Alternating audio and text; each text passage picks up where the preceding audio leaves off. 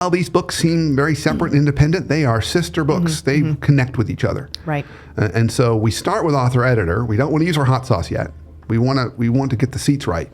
But if we can't get that person moving, as I've shared before, I had that client say, I know I need to light a fire in my people, which is inspiration, but sometimes I need to light a fire under them too, which is urgency. Right. So if we can't get Joe moving after we've reset the seats, time to give him a little hot sauce. So you don't necessarily put the time frame in place then. You're not saying...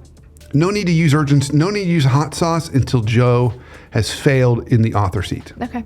But you give him that opportunity Yeah, first. because it could very well be, here's the first, I can't tell if this is a Joe problem or this is the leader's problem. Right. At this Fair. point, I can't tell. Right. The leader's trying to puppet a lot of things. Trying to control. Yeah, their intent is good, but they're puppeting things. Joe's just the puppet. And then they're complaining, and then they're wondering why Joe's not operating more independently. Right. Well, like take the strings off and then see what happens. Cut the strings. Well, that's great because that segues into the next. Then one of the next sessions that I sat in was, I think, an author editor. That one was how to go from working in the business to on the business. And that audience tended mostly to be store owners. I think mostly tended to be that. It was a slew of different people.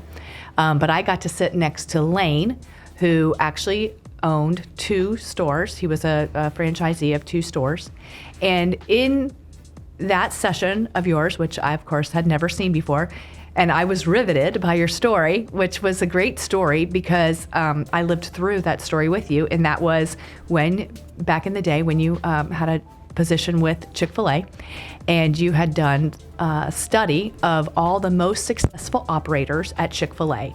And you really studied each and every one. You interviewed all the operators of Chick-fil-A, the ones that were the most successful to the ones that were not so successful. And you and your team were looking at the behaviors of the operators and what did they have in common? What did the most successful have in common and what did the least, and everybody in between? Yeah. And I love the story. You did such a great job of telling the story about the least successful operators were the ones that weren't even answering your phone calls or weren't able to get back to you. And one of the reasons why I loved it was you were like, they were literally out in the yard putting the mulch down in the landscaping, or they were literally the ones that were unclogging the toilets. Both of those, we all know, are jobs that need to be done.